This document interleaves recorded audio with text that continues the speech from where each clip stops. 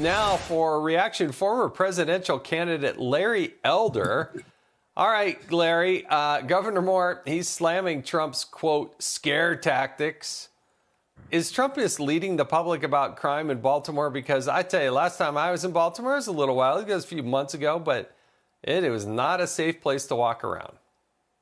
You know, Chicago, Jason, thank you for having me, gets a lot of pub because they have so many murders in absolute numbers. But if you look at per capita murder rates, Baltimore is more murderous, more dangerous than Chicago by far. And most of this crime takes place in the inner city, which means a lot of black people are being hurt. How somebody can't understand why President Donald Trump wants to do something about urban crime when it disproportionately hurts black people, the kind of people that the Democrats purport to care about, is beyond me. Crime is a serious, serious problem. When you make it easier for criminals to escape being caught, being convicted, and being incarcerated, crime will go up. They may be criminals, but they're not stupid. Yeah, the governor, gave that little snarky response. Oh, what you're going to see is coordination. Well, you can be coordinated all you want. If you get to walk down the street at 8 o'clock at night, which you can't in Baltimore, let's be honest, you can't, then you got a serious problem.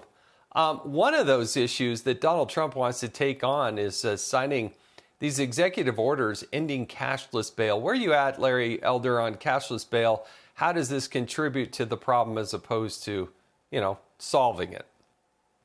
Well, the Crime Prevention Research Center did a poll back in May and asked people who are likely voters of the three options: more gun control, harsh enforcement of existing gun laws, or eliminating things like cashless bail. 54% said retaining criminals, keeping them behind bars, and eliminating cashless bail. Far higher than they said for more gun control or for existing gun control laws being enforced more harshly. The majority wanted bad guys to remain behind bars. They wanted elimination of cashless bail. So the American people are telling you what works. The politicians, for whatever reason, apparently are not listening.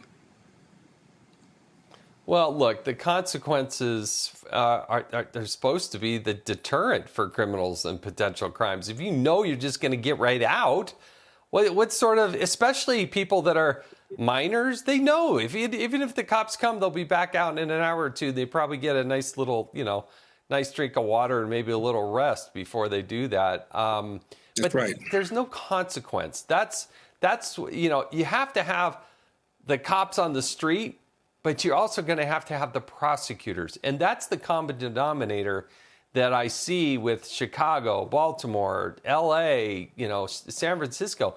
They don't have prosecutors that are willing to prosecute these crimes.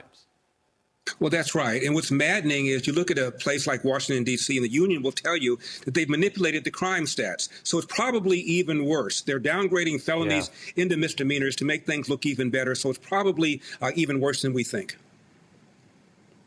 Yeah, that's true. I think this investigation into the manipulation in Washington, D.C. of crime stats, that has the potential to be very explosive, because those of us who have spent some time in D.C. know it was not safe. Even my last trip, it wasn't safe. Larry Elder, really do appreciate joining tonight on the Evening Edit. My pleasure.